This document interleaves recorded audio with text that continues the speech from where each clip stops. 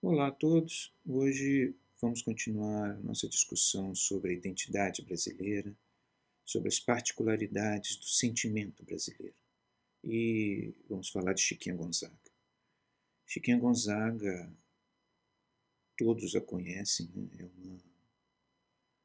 É uma compositora extraordinária e, e que conquistou em vida um reconhecimento imenso no Brasil inteiro e até no exterior, na verdade.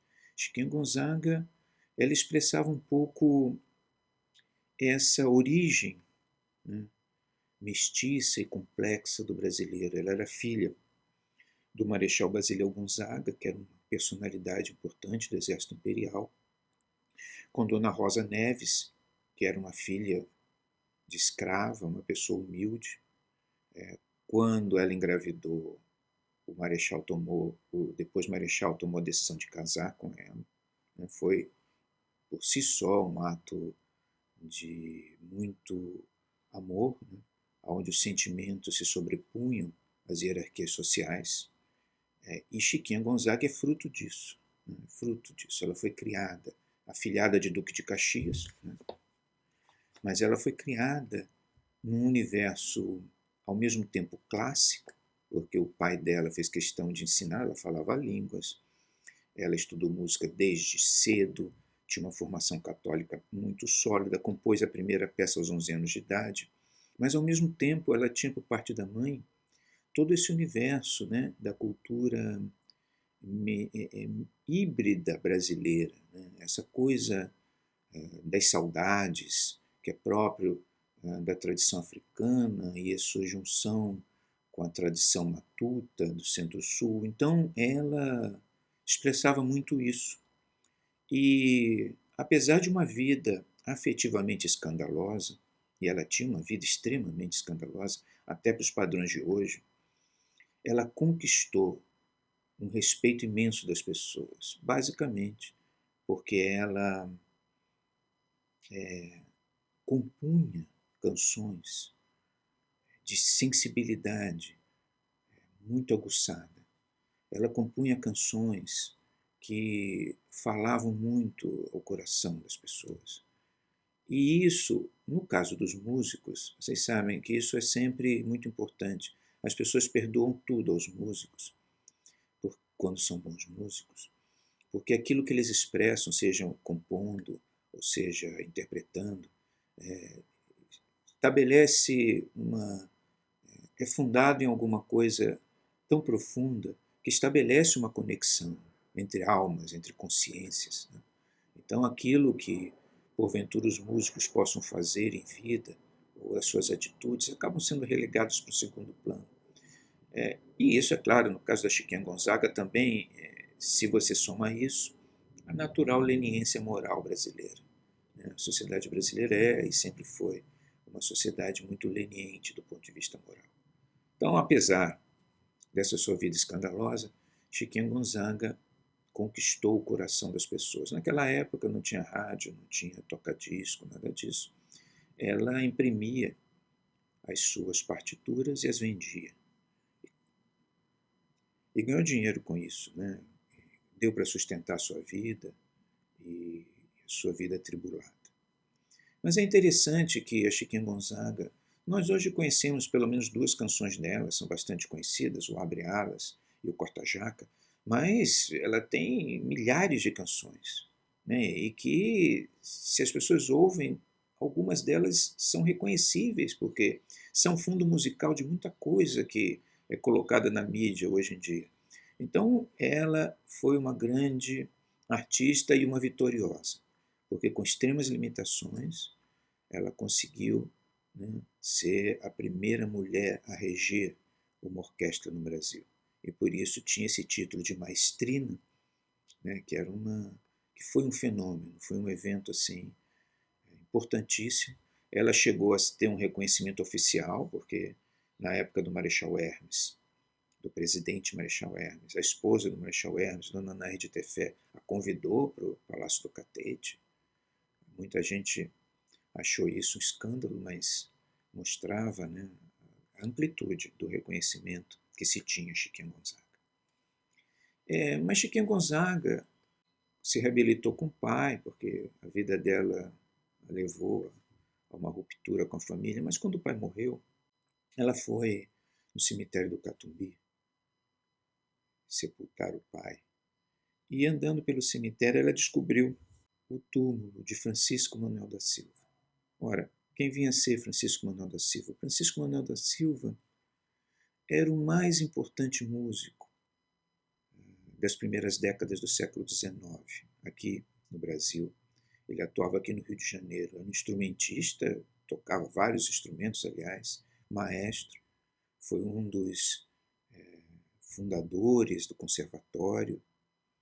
Disse que tinha sido aluno de Nunes Garcia, então ele herdava uma tradição de música feita no Brasil, né? Ele era brasileiro, assim, no sentido não só nascido no Brasil, mas ele tinha elos com uma produção musical brasileira que vinha do século XVIII, e provavelmente até de antes, né? Então ele tinha essa coisa, né? O Francisco Manuel da Silva.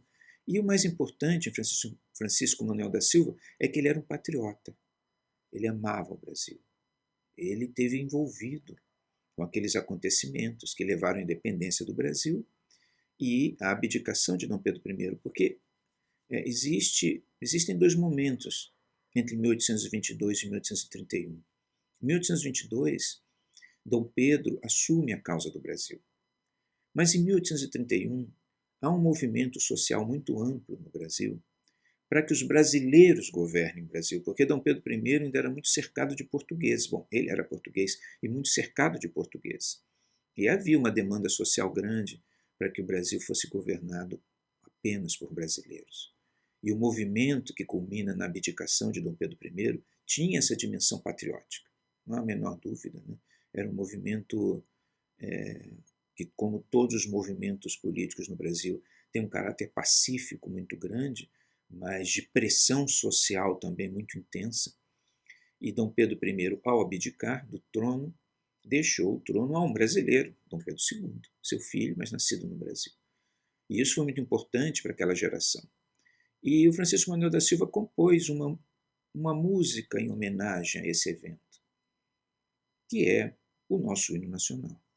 Naquela época, a canção de Francisco Manuel da Silva, ela ganhou gosto popular na forma como ele foi produzido. Ele está ligado a um evento político da mais alta significação, que é a chamada Revolução de 7 de abril de 1831, né, que forçou a abdicação de Dom Pedro I. Então a Chiquinha Gonzaga no cemitério, ela vê o túmulo de Francisco Manuel da Silva e resolve fazer justiça. Ela organiza um movimento para que seja construído um túmulo adequado. Parece que a tumba estava em péssimas condições.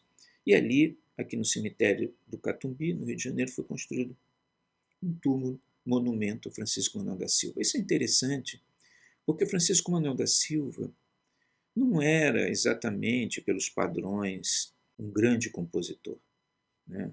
Embora ele tenha tido uma participação tão importante no fortalecimento dos estudos musicais no Brasil, embora ele herde toda essa tradição musical que vinha se desenvolvendo no Brasil, mas Francisco Manuel da Silva compôs o hino nacional.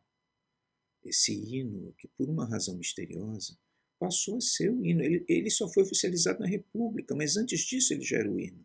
Desde 1831, a sociedade brasileira o adotou e continua sendo um hino, o nosso hino. Qual é a força do hino nacional? A força do hino nacional é a sua naturalidade, a sua simplicidade. Estou falando da música em si. E essa simplicidade, para Chiquinha Gonzaga, era o fundamental na música brasileira, era o fundamental no diálogo que ela estabelecia com as pessoas através da música. Quando Chiquinha Gonzaga morreu, ela morreu em 1935, muito prestigiada, muito reconhecida, né, pelo que ela tinha feito. O Viriato Correia, que era um escritor também importante naquela época, talvez as pessoas já tenham lido alguma coisa dele, fez um discurso muito emocionado, né, no enterro dela. E ele disse o seguinte, ele disse que Chiquinha Gonzaga tinha uma forma de sentir a brasileira. Ela escrevia coisas simples, que todo mundo sentia e todo mundo compreendia. Quando nós quando nós ouvimos essa colocação do Viriato Correia, de que a força da Chiquinha Gonzaga estava na sua simplicidade,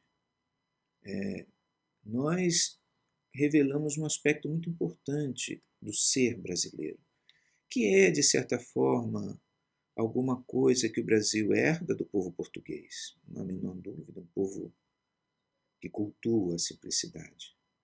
É também algo que herda do índio, não é nada mais simples, né, que o ser indígena. E herda também dos africanos, né, na forma tão aberta como essas populações viviam seus sentimentos. Então, a simplicidade tem muito a ver com a alma brasileira. E tem muito a ver também com aquilo que Oliveira Viana falou também, que é o espírito matuto, a prudência matuta, o seu conservadorismo, a sua simplicidade. É uma recusa muito grande de tornar as coisas complicadas. Um movimento muito essencial em buscar aquilo que realmente importa. Buscar a raiz da afetividade. Buscar aquilo que permite o reconhecimento humano, né? Para além de qualquer hierarquia social, para além de qualquer diferença de origem étnica ou o que seja. Então, nós diríamos que na cultura brasileira existe uma reflexão e uma prática muito intensa que diz respeito à valorização da simplicidade. E se as sociedades e seus países têm diferentes formas, as nações, de se expressar e de dar ao mundo o valor daquilo que elas são, né, de contribuir para a humanidade com alguma coisa muito própria, nós poderíamos dizer que um desses elementos no Brasil, da cultura brasileira, da nacionalidade brasileira, é a percepção do poder da simplicidade. O brasileiro busca a simplicidade, acredita na simplicidade. Através da simplicidade, nós alcançamos a realidade essencial das coisas. E isso é uma característica muito forte do ser brasileiro.